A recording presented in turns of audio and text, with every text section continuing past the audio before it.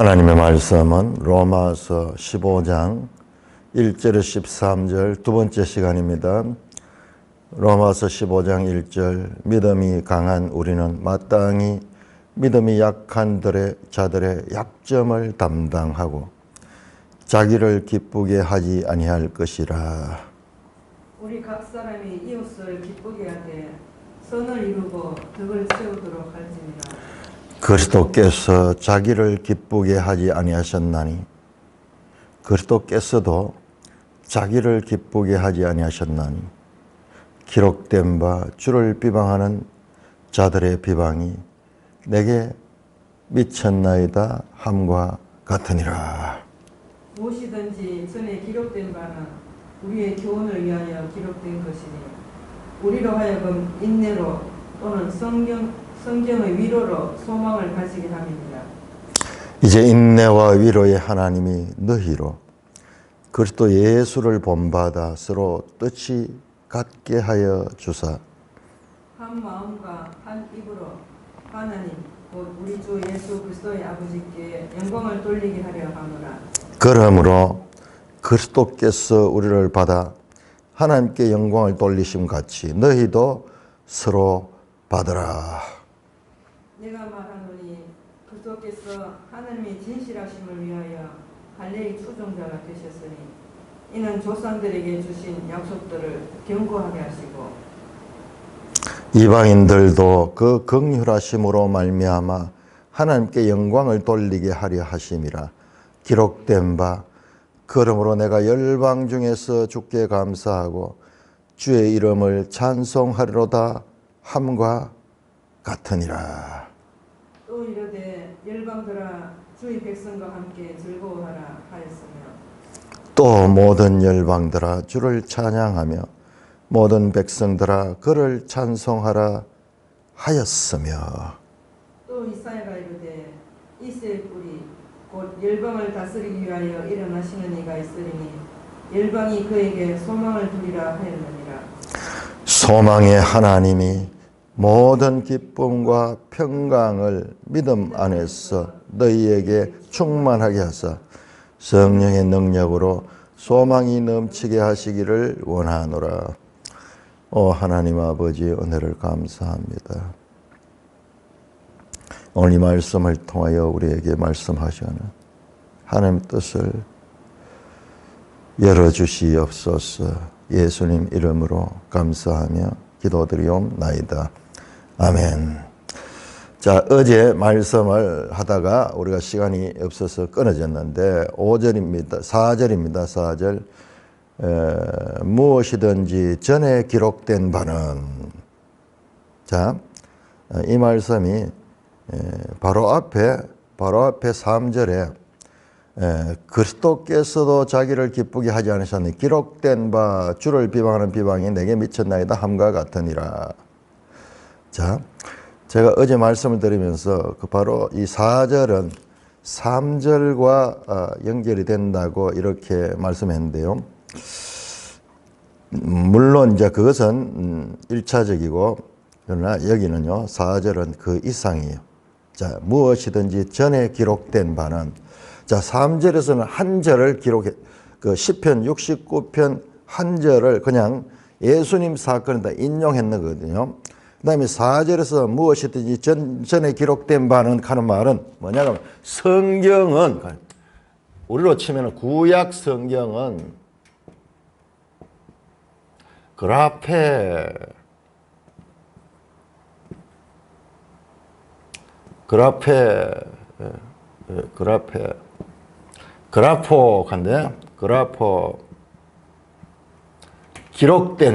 기록된 것. 우리는 이거를 이제 이 성경 그렇게 이야기합니다. 마태복음에 기록되어서 돼 그라포 이거는 성경이에요. 그러니까 무엇이든지 전에 기록된 바는, 그러면 전에 기록된 바 그라포, 구약 성경을 다를 가리킵니다. 구약 성경은 성문서, 선지서, 그리고 성문서, 선지서, 토라는 율법서, 율법입니다. 율법. 성문서, 케투빔, 선지서, 나빔, 토라, 이렇게 히브리어로 된 구약 성경은요, 이렇게 세 권의 책으로 나눠져 있습니다. 성문서, 선지서, 이거는 우리로 치면 시가서예요. 시가서, 시편들, 욥시, 잠전하. 자, 선지서는 우리는 역사서 이야기하는 게 없어요. 역사서가 다 선지서예요. 전부 역사서가 선지서. 야, 역사서가 왜 선지서가 될까? 내용을 우리가 알면은 좀 이해가 되죠. 역사서지만 단순한 역사 기록이 아니라 그 속에 하나님의 계획들이 그 속에 담겨져 있기도 합니다. 그래서 우리가 이야기하는 선지서와 그리고 역사서가 다 여기에 포함이 돼요. 여기 다 포함이 돼요. 역사서,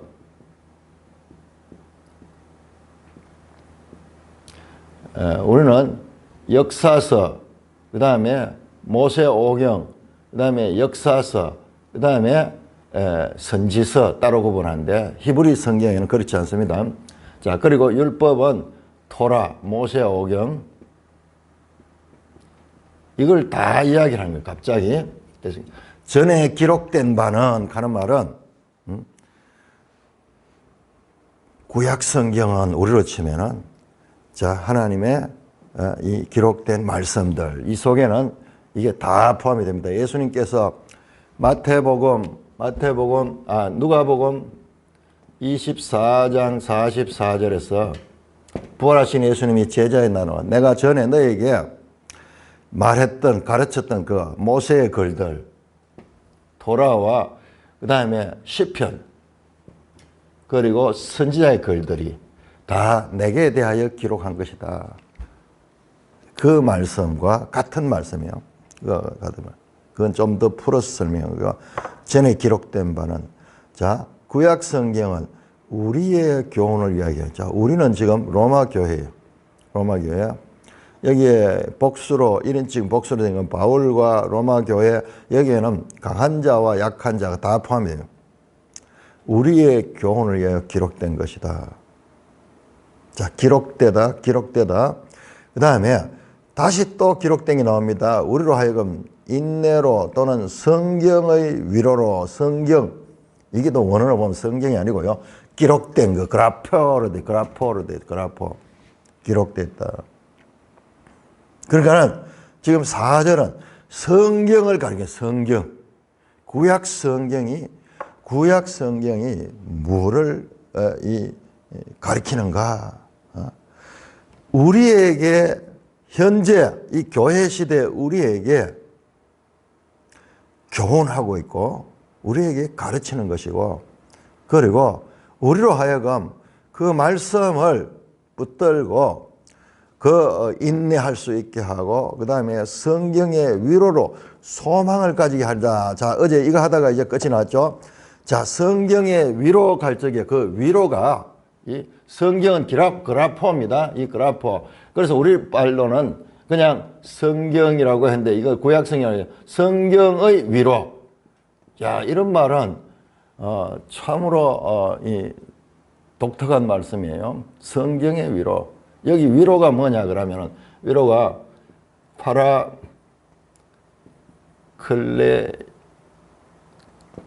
파라클레토스 또는 파라클레세스인데, 이게 이 명사로 보면 파라클레토스예요. 이게 뭐냐 그러면은, 이게 요한복음 14장에서 16장에 나와서 예수님께서 다락방 강을 하면서 가르쳤던, 내가 간 후에 이제 보혜사가 오신다. 보혜사가 파라클레토스 아니에요. 보혜사가 파라클레토스. 위로자. 이게 위로자. 우리는 번역할 때 지금 완전 보혜사라고 해서 전혀 우리가 안 쓰는 단어. 지금 이게 뭐 옛날에는 어떤 의미로 쓰인지 모르지만 지금 우리는 뭐 전혀 생소한 단어잖아요. 보혜사. 위로자 또는 변호자, 중보자, 뭐 그런 의미도 여기에 들어있어요. 그러니까 도우는 자, 도와주시는 자, 도와주시는 분, 헬퍼.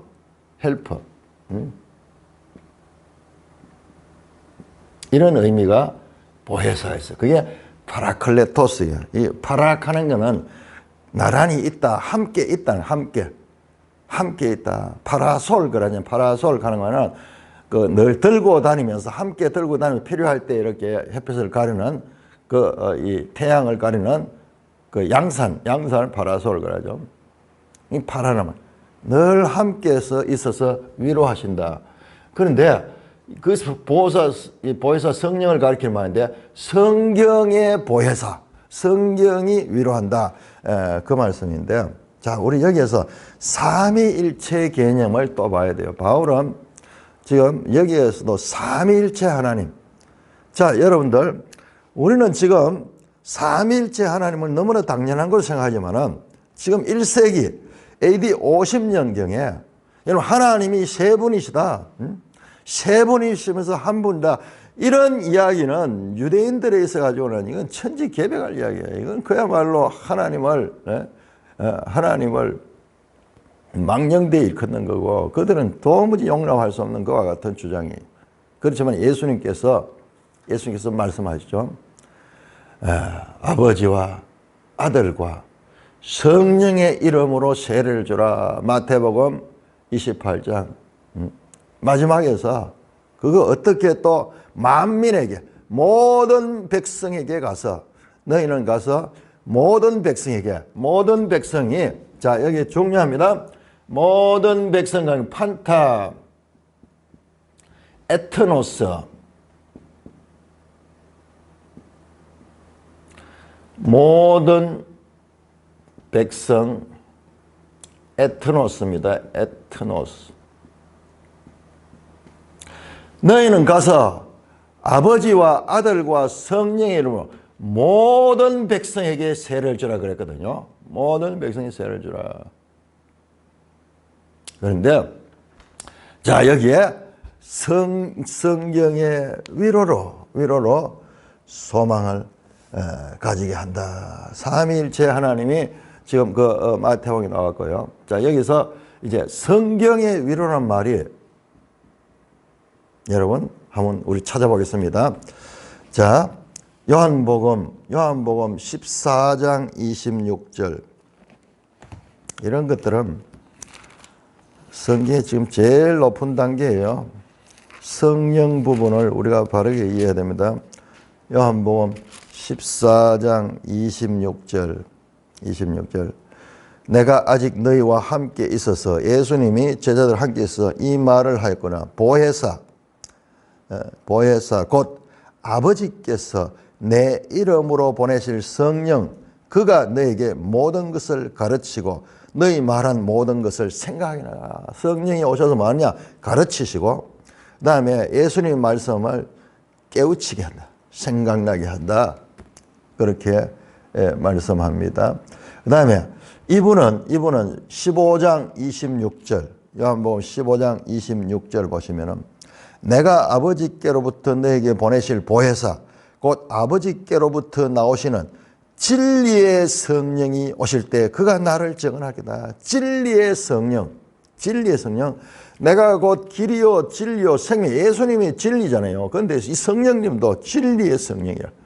예수님 와서 제자들을 가리킨데 이 성령님도 와서 이제 제자들을 가리키고 그들을 예수님 말씀을 깨닫게 할 것이라고 말씀합니다.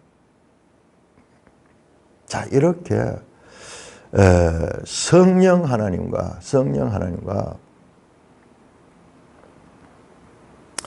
성경의 위로도 이렇게 같은 의미예요. 더더욱이나 여러분 보세요. 우리가 지금 너무 세부적으로 보다 큰 흐름을 놓치게 되거든요.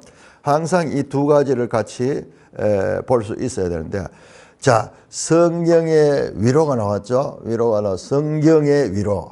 똑똑하게 성경이 하는 인격처럼 그렇게 말씀하죠. 성경의 위로로. 자 그런데 오늘 본문 13절 한번 13절 오늘 본문 마지막 절이죠. 13절. 자 성경의 위로로 소망을 가지게 한다 그랬죠. 4절에서 성경의 위로 소망 나왔죠. 그 다음에 13절 보세요. 13절 제일 마지막 절에 소망의 하나님이 모든 기쁨과 평강과 믿음 안에서 너희에게 충만하여서 어떻게 성령의 능력으로 소망이 넘치게 한다. 성령의 능력으로서 가지는 소망, 성경의 위로로 가지는 소망. 그러니까 이게 우리가 이것을 엄밀하게 이것을 분석해 버리면요, 이게 분석이 되지 않아요. 왜냐 그러면은 이게 삼위일체 하나님이 하는 일이 그런 거예요. 우리의 인간의 이해력으로서 해결되지 않는 거예요. 성경의 위로, 성경의 위로, 성령의 능력으로 소망이 넘치게 하자. 뿐만 아니라, 자, 15장 30절 한번, 15장 30절.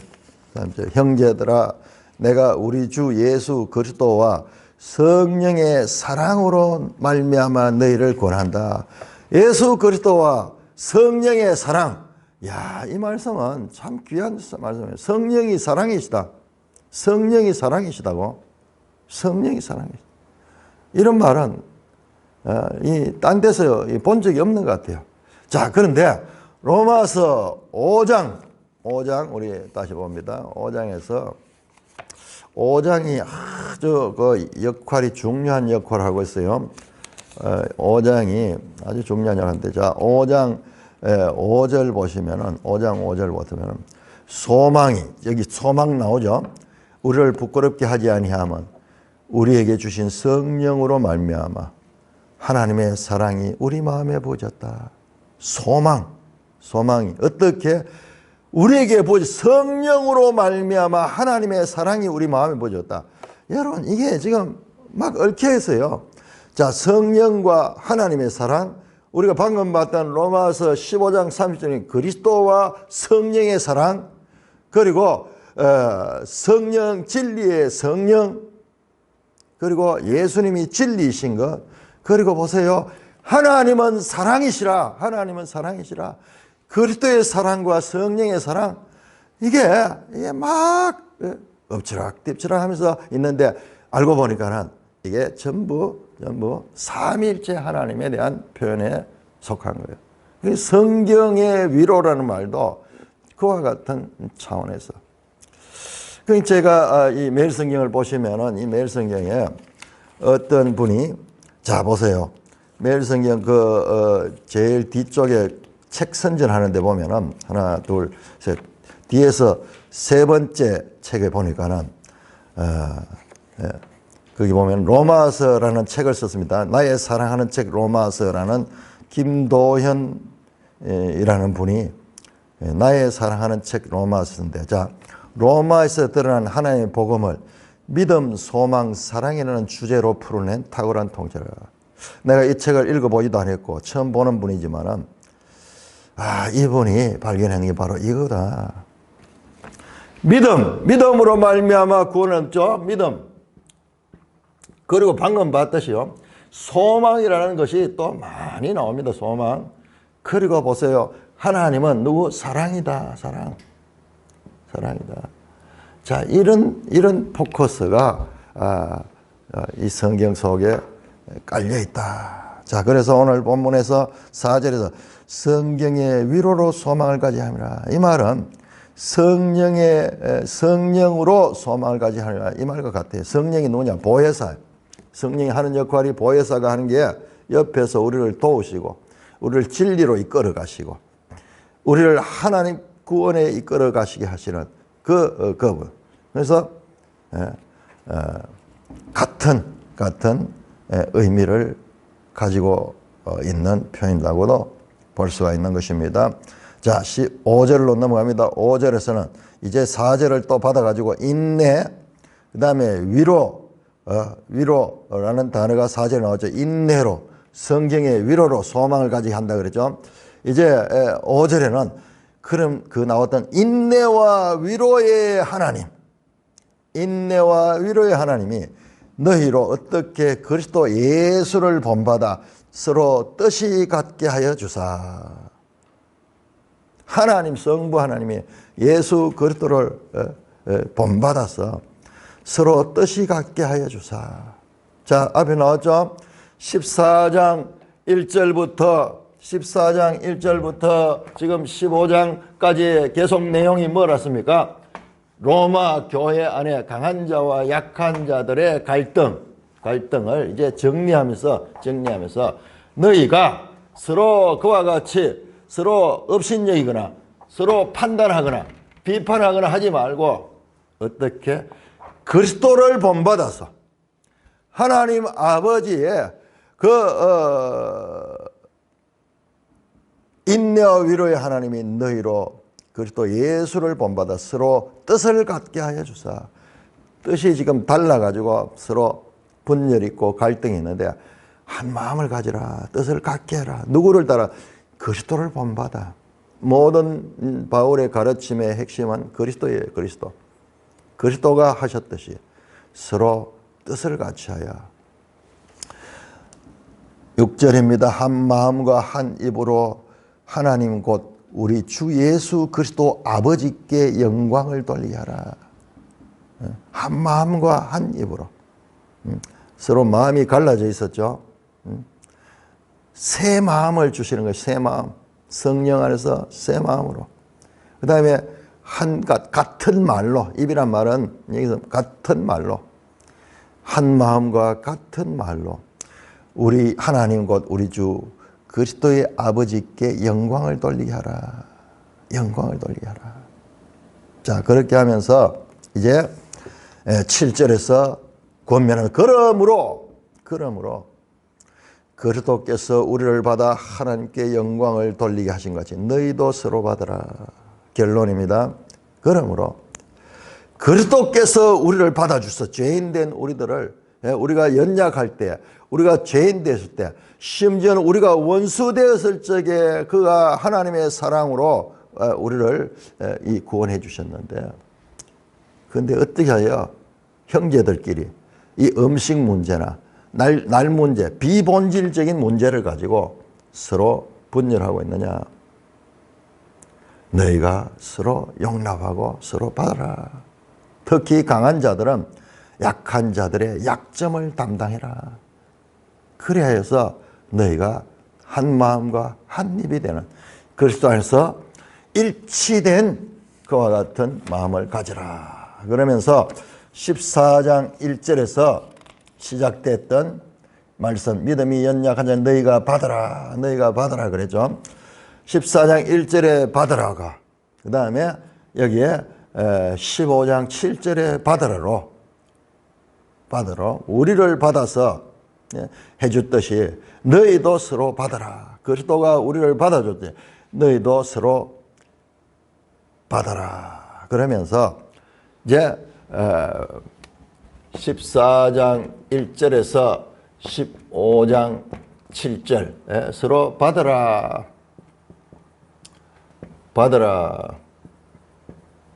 이렇게 되면서 이것이 한 단락이 끝이 납니다. 한 단락이. 로마 교회 문제. 그래서 우리가 보통 14장 1절에서 15장 7절까지로 13절까지로 단락하고 지금 매일 성경도 그렇게 나눴죠. 저도 그렇게 이야기를 했는데 이제 여기 와서 좀 더 자세히 봐야 돼. 좀 더 자세히 봐야 되는 건 뭐냐 그러면 일단은 크게 거칠게 나눴고요. 자, 여기에서 보면은 이제 8절에서 13절은 일단은 로마 교회 보내는 편지는 여기서 끝이 나서 받으라로 시작해서 받으라로 끝이 났습니다. 그 갈등을 다 잠재우고 그리스도를 본받아서 한 마음과 한 입으로 서로 받아주고 그리스도 안에서 다툼이 없는 사랑의 관계를 가져라. 일치하고 화합해라. 서로 뜻을 갖게 하고 한 마음 한 입으로. 그 결과 그렇게 될 적에 그런 아름다운 공동체가 될 적에 그것이 바로 하나님께 영광을 돌리는 것이다. 하나님께. 비본질적인 것들로 인한 교회 분열은 하나님의 영광이라는 본질을 깨트리는 일이다. 자, 여기에서 우리 한번 바울의 가르침을 한번 돌아봅시다. 자, 14장에서 15장 7절까지는 여기에서는 계속 무슨 이야기를 하냐 하면 서로 차이를 인정하라.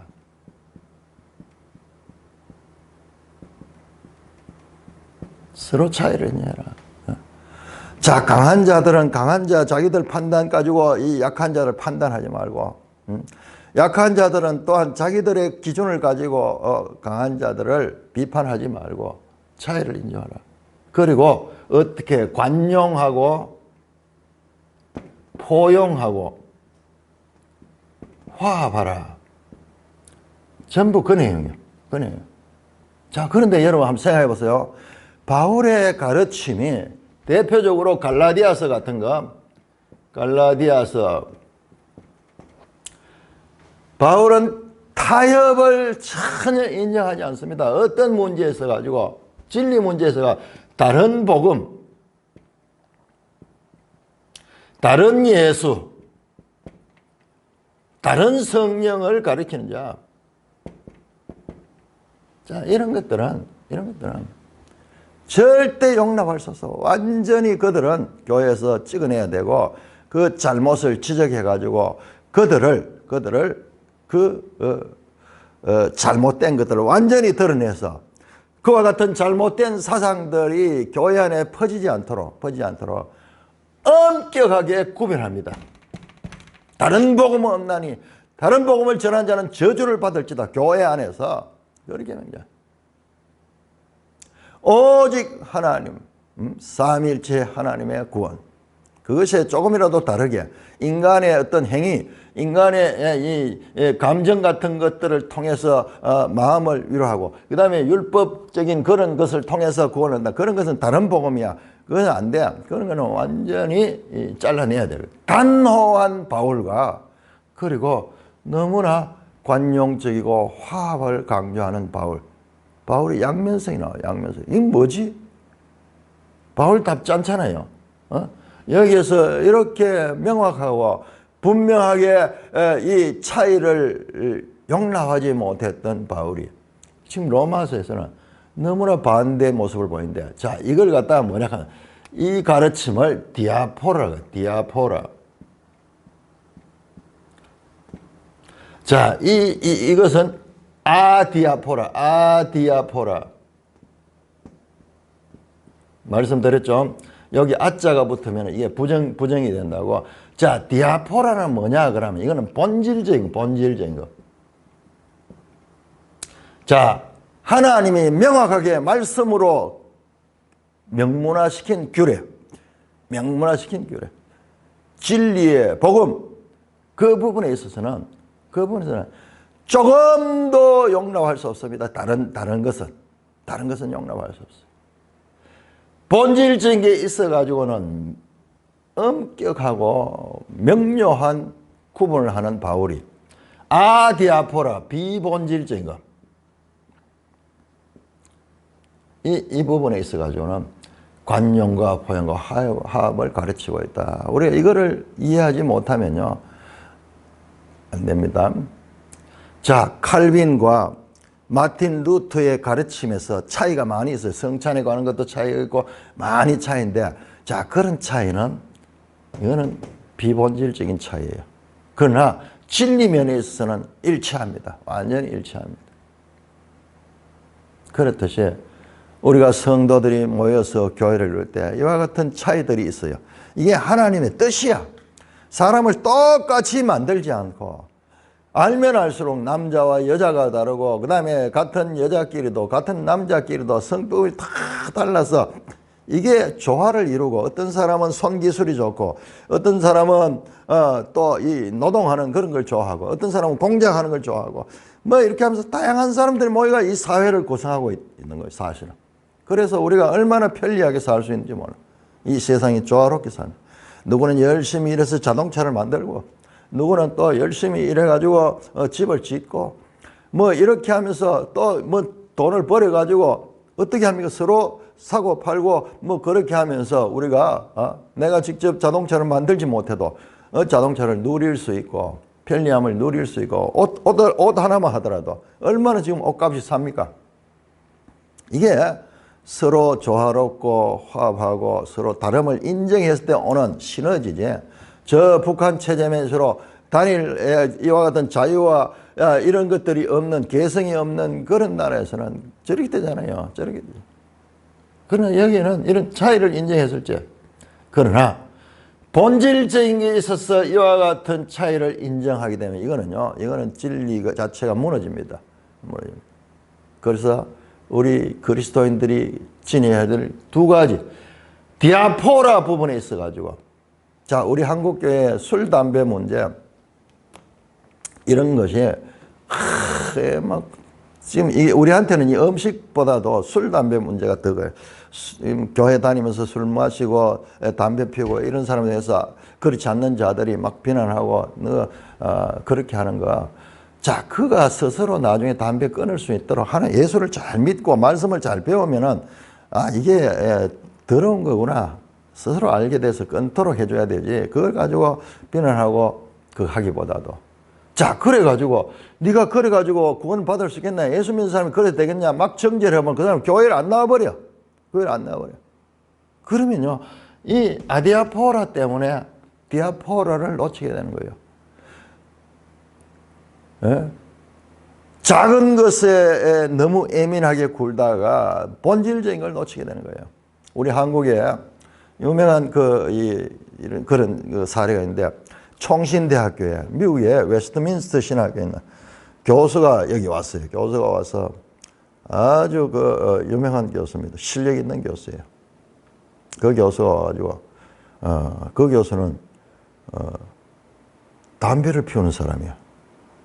담배를 그것도 뭐, 꼴찌간 거 이렇게 피우는데, 이 한국에 와보겠네. 신학교 교수가 담배를, 이게 분위기가 전혀 아니거든요. 그래서 그분이 여기 7년인가 이래 있으면서 담배를 끊었어요.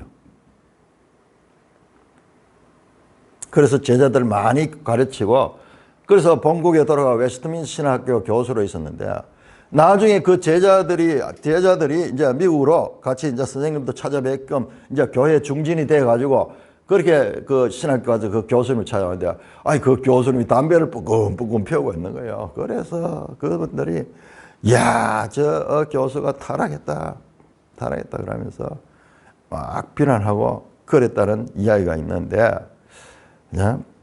자, 이게 담배 안 피우는 게 좋죠. 안 피우는 게 좋은데, 자, 그런 일화가 있습니다.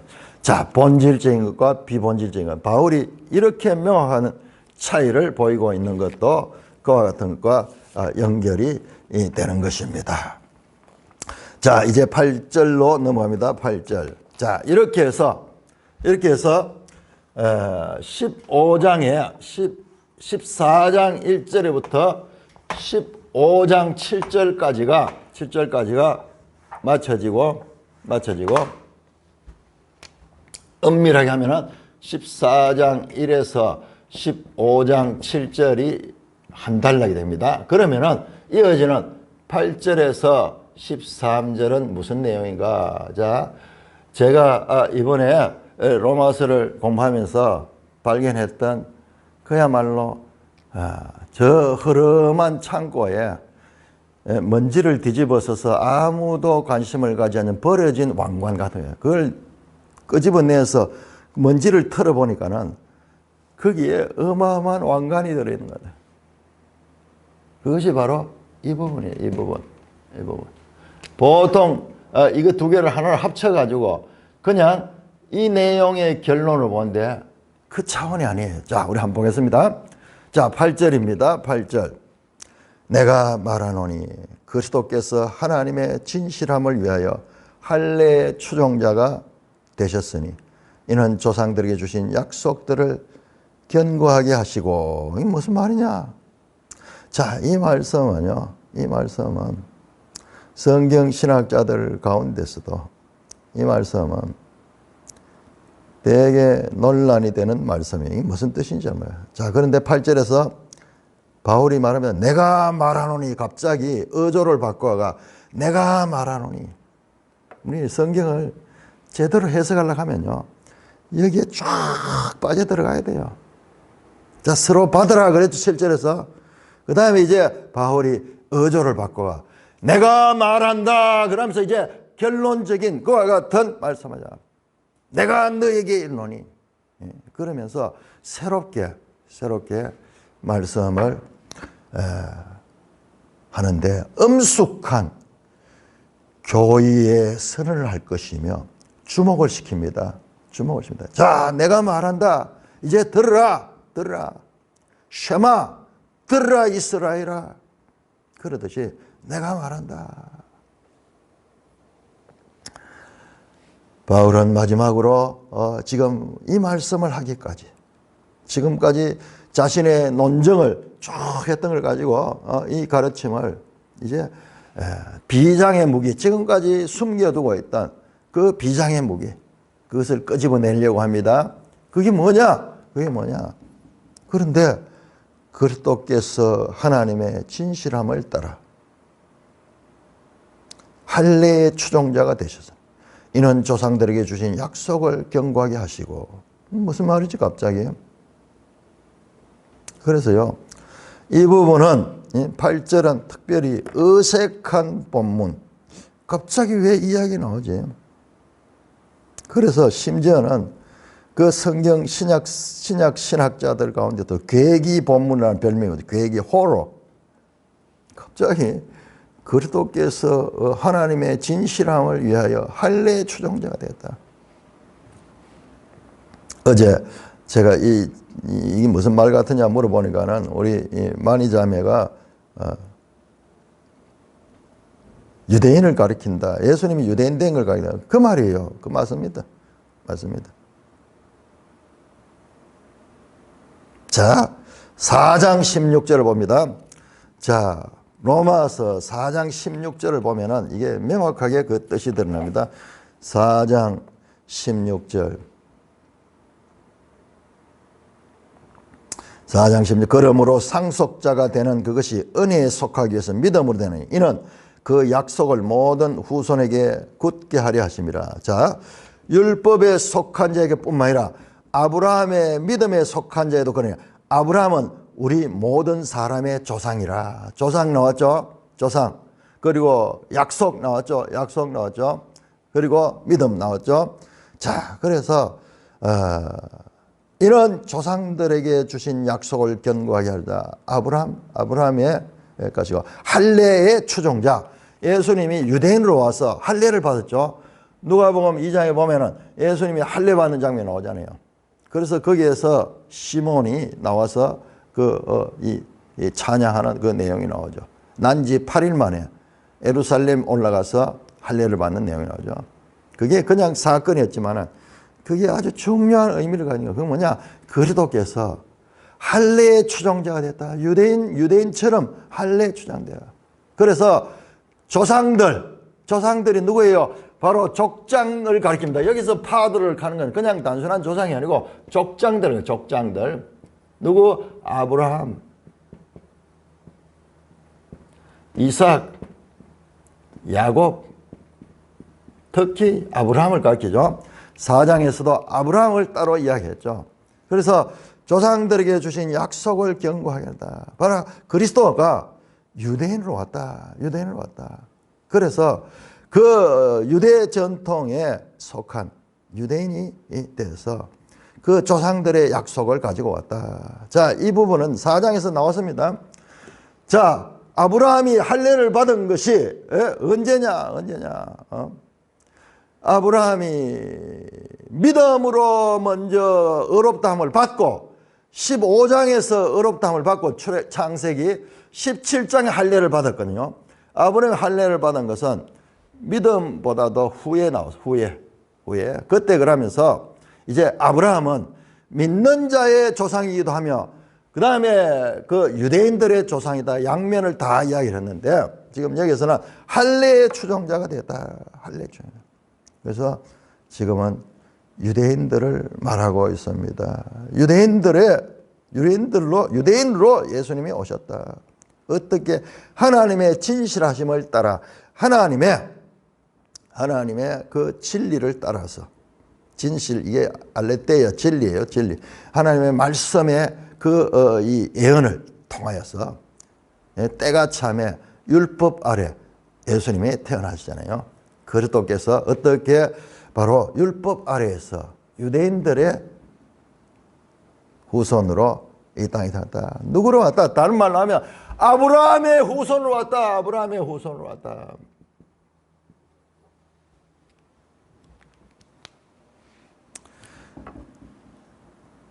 구절입니다. 구절에서는 이방인들로 그 긍휼하심을 말며 하나님께 영광을 돌게 하려 하심이라. 자, 이방인들이 또 나옵니다. 구절에서 이방인들로 그 긍휼하심으로 말미암아 하나님께 영광을 돌린다. 자, 이방인들이 나오고 있습니다. 자, 이방인들과 긍휼하심. 자, 11장 보세요. 11장 29절 30절. 11장 29절에서 30절. 하나님의 은사와 부르심에는 후회하시면 너희가 전에는 하나님께 순종하지 않았는데 이스라엘이 순종하지 않으면 이제 긍휼을 입었느라. 긍휼을 입은. 여기 이방인들을 갖겠죠. 예? 이스라엘이 순종하고 너희가 이제 긍휼을 입었다. 너희가 누구? 이방인들. 이방. 긍휼을 입은 자들. 자, 그러면서 9절에서도 15장 9절에서 이방인들도 긍휼하심으로 말미암아 하나님께 영광을 돌리게 하려 하심이라. 자, 여기서 8절은 아브라함의 후손으로 오시고 유대인으로 오신 예수님. 유대인. 9절은 이방인 나옵니다. 이방인 나옵니다. 자, 여기서 이 이방인은 에트노스. 자, 이거는 원어를 알아야 돼요. 왜냐 그러면은 이 에트노스란 단어가 지금 이방인이라고도 번역이 되기도 하고 또는 열방, 모든 민족, 모든 나라. 예, 네, 이게 바로 마태복음 28장 19절에서 20절에 삼위일체 하는 거. 아버지와 아들과 성령의 이름으로 죄를 지고 너희는 가서 모든 민족에게 이 단어예요. 에트노스예요. 에트노스. 자, 그러므로 지금 8절은 유대인들을, 그 다음에 8절은 이방인들을 가리키고 있습니다. 이어지는 주제가 보시면은, 그러니까 로마서 지금까지 계속 보세요. 유대인과 헬라인, 유대인이나 이방인이나 1장부터 계속 그 말씀이 나왔고, 제가 서론할 때도 그 이야기를 말씀을 드렸죠. 그 이야기가 마지막에 또 나오는 거예요. 또 나옵니다. 그러면서 9절에 보세요. 이방인들로 그 긍휼하심으로 말미암아 하나님께 영광을 돌리게 하라. 기록된 바. 그러면서 시편을 인용합니다. 시편이면서 이건 동시에 사무엘하입니다. 자, 제가 아까 전에 이 말씀이 아주 중요한 것, 지금 15장 4절에서 전에 기록된 바, 무엇이든지 전에 기록된 바, 이게 뭐냐, 구약성경. 자, 히브리어 구약성경은 세 개로 구성되죠. 율법서와 선지서와 그리고 성문서 세 개로 구성되어 있는데, 지금 여기에 인용되는 네 개의 성경 구절이 네 개가 연속으로 나옵니다. 자, 먼저 9절 후반절에 시편 18편, 그 다음에 10절에는 신명기 32장, 그 다음 32장 43절, 그 다음에 11절에는 시편 117편, 그리고 12절에는 이사야서가 인용이 됩니다. 자, 9절, 10절, 11절, 12절. 자, 9절에는 시편 18편, 그리고 이게 같은 겁니다. 사무엘하 22장. 이따 한번 확인해 보겠습니다. 사무엘하 22장은 시편 18편을 그대로 옮겨 놓은 거예요. 3하. 자, 그 다음에 10장에는 신명기 32장 43절, 11절에는 시편 117편 1절, 그 다음에 12절은 이사야 11장 1절을 인용했습니다. 마지막 이제 8절에서 13절 전체 이제 본론의 마지막 자 15장 14절 이하 16장 마지막 절까지 이건 개인적인 이야기, 사적인 이야기입니다. 개인적인 이야기입니다. 자, 여기까지가 전체 이 바울 가르침의 본론이에요. 본론은 이렇게 끝이 납니다. 1장 1절에서 15절까지가 여기 인사. 그리고 여기도 마찬가지로 인사예요. 개인적으로 인사하는 그런 내용으로 나와요. 그래서 실제적으로 이 몸통은 이 안에 다 들어요. 1장 16절부터 시작해서 그 다음에 15장 13절까지가 끝이 나는데 그 끝이 4개의 구약성경 인용으로 끝을 냅니다. 4개의 구약성경 인용. 그런데 그 내용을 자세히 보면요. 그 내용을 보시면은 자 보세요. 9절에도 주의 이름을 찬송하리로다. 주의 이름을 찬송하리로다. 제가 아까 전에 그렇게 말하자면 창고 속에 먼지를 뒤집어 쓰고 있는 왕관 같은 본문이라고 그렇게 이야기하는데 자 주를 찬양하는 자 신명기 그 다음에 10절은 주의 백성과 함께 즐거워하라 이렇게 되어 있고요. 함께 즐거워한다. 이 말은 찬양하는 것과 마찬가지죠. 즐거워한다. 그 다음에 11절 보세요. 열방들아 주를 찬양하며 모든 백성들아 그를 찬송하라. 즐거워하다. 찬송하고 찬양하라.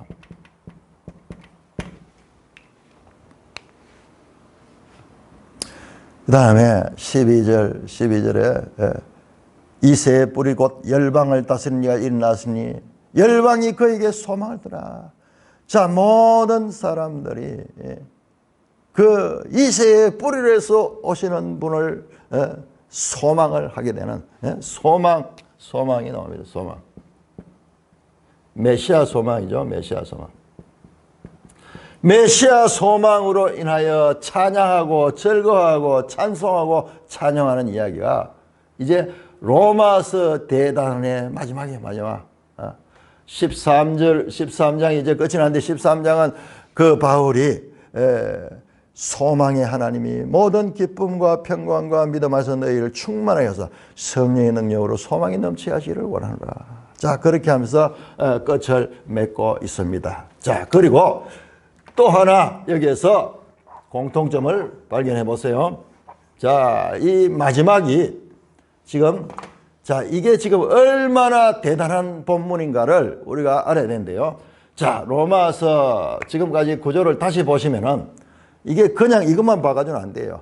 앞에 하고 쭉 와서 보면은 계속 공식이 있는데 자, 1장에서 8장까지 하고 8장 31절에서 39절에 찬상이 나와서 찬양.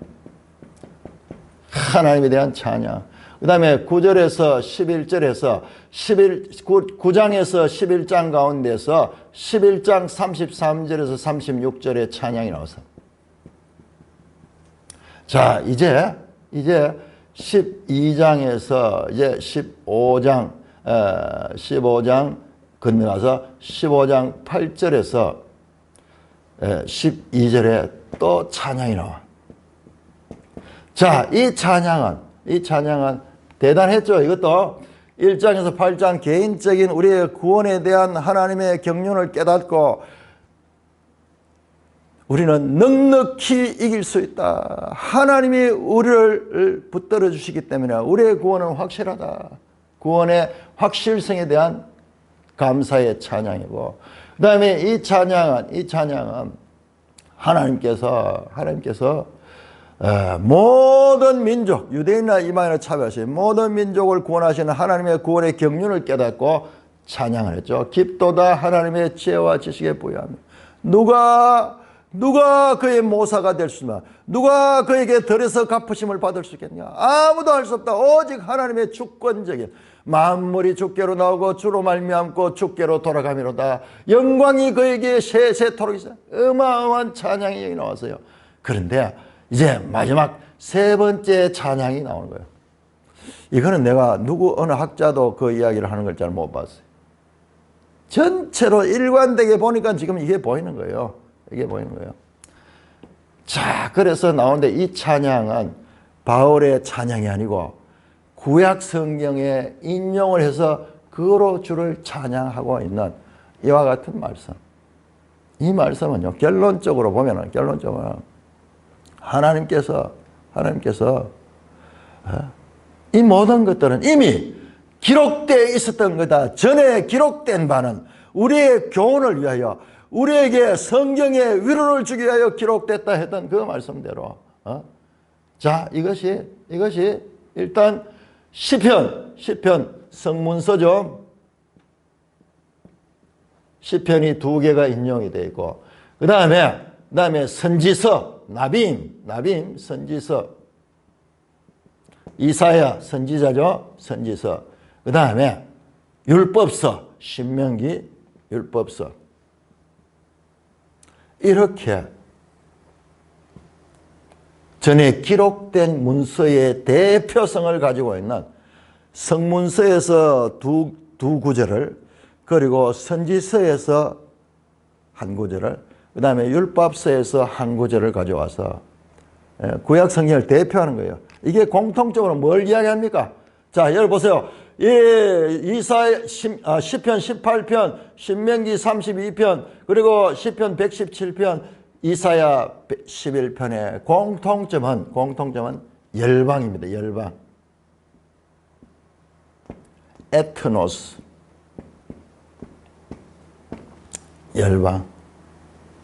열방을 인하여 찬송하는 그 열방. 자, 구절에 나온 이방인도 같은 말을 하죠. 열방이나 이방인 같은 말이다. 그렇게 치면은 여기에 등장하는 단어의 빈도수를 보면요, 9절에 이방인들 에트노스도, 그리고 그러므로 내가 열방 중에서 에트노스. 10절 열방들아 주의 백성과 함께 즐거워하라. 자, 이 열방은 에트노스고 주의 백성은 이스라엘이에요. 이스라엘과 유대인과 이방인들 모든 민족이 함께 하나님을 찬송하는 거야. 하나님 함께 즐거워하며 하나님을 찬송. 11절 보세요. 모든 열방들아 주를 찬양하며 모든 백성들아 그를 찬송하라. 모든 열방은 모든 민족 이방인을 상대로 하고, 모든 백성들은 유대인과 이방인이 합쳐져 있는 모든 인류가 하나님을 함께 찬양하는 거야. 그들이 다 하나의 소망을 두는데 12절에 보면 이새의 뿌리 곧 열방을 다스리기 위해 일어났으니 열방이 그에게 소망. 그로 말미암아 그 이새의 뿌리에서 일어나신 이로 말미암아 유대인이나 이방인이 함께 하나님을 찬양하는 이 소망이, 그 소망이 지금 마지막 로마서를 장식하며 소망의 하나님 말씀으로 나타나고 있는 것입니다. 자, 우리는 로마서를 보면서 1장부터 시작해서 계속 유대인과 이방인에 대한 관계가 쭉 나왔어요.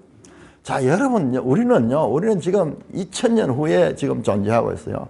우리는 이방인의 구원이 오히려 당연한 걸로 생각하고, 우리가 지금 이방인일까는 그렇게 생각하는데, 이 하나님의 구원 경륜은 이런 과정을 거쳤고, 그리고 마침내 모든 민족이 하나님을 찬양하는 이와 같은 하나님의 구원 계획은 구약 성경에 이미 나타나 있던 그것이 성취된 것이다. 성취되다. 프롤레. 예. 그것이 바로 성취다.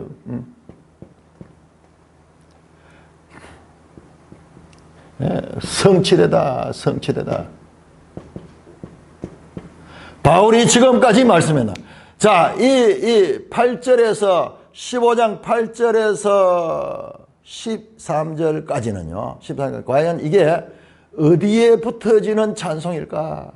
14장에서 시작해서 끝마치는 거기에 대한 찬송일까? 거기에 대한 마침일까? 여기처럼 1장에서 8장을 마치고 찬양을 했고 그 다음에 9장에서 11장을 마치고 찬양을 했듯이 이 찬양도 12장에서 15장을 마치는 찬양일까? 그 이상. 내용을 보세요. 내용을 보면 유대인이나 이방인처럼 모든 열방이 하는 것. 어떤 면에서는 이 로마서 전체의 찬양이 그것도 구약의 성경을 인용하면서 이것이 전에 기록된 말씀에 나타나 있던 것이다.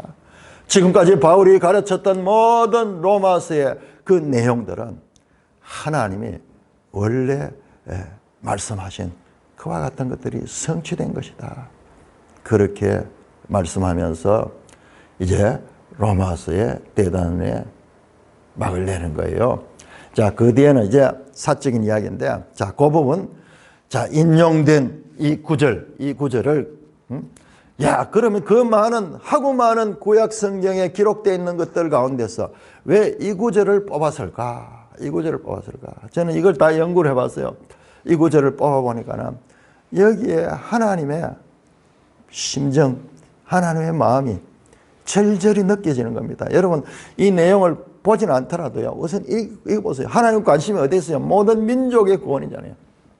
지금 로마서를 마치면서 바울은 하나님의 관심사, 하나님의 심정의 그 핵심을 드러내면서 이 편지를 마치고 있는 거예요. 순서를 한번 보세요. 1장에서 8장에는 우리 개인의 구원의 과정에 대해 설명했고 그 다음에 9장에서 11장에서는 모든 인류의 구원을 설명했고 이제 로마서를 마치면서도 다시 한번 구약 성경을 인용하면서 하나님의 관심이 어디에 있는가? 하나님의 관점에서 하나님의 뜻을 드러내면서 모든 민족들이 구원을 받아 하나님의 영광의 나라에 이를 수 있기를 간절히 원하는 그 하나님의 심정이 나타나 있습니다. 자, 이 내용들은 우리가 내일 더 자세하게 살펴보면서 그 마지막으로 왜 바울이 이와 같은 4개의 성경을 시리즈로 인용하면서 로마서를 끝맺고 있는가?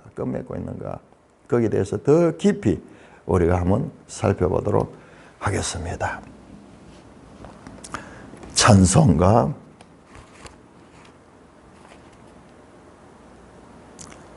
455장입니다.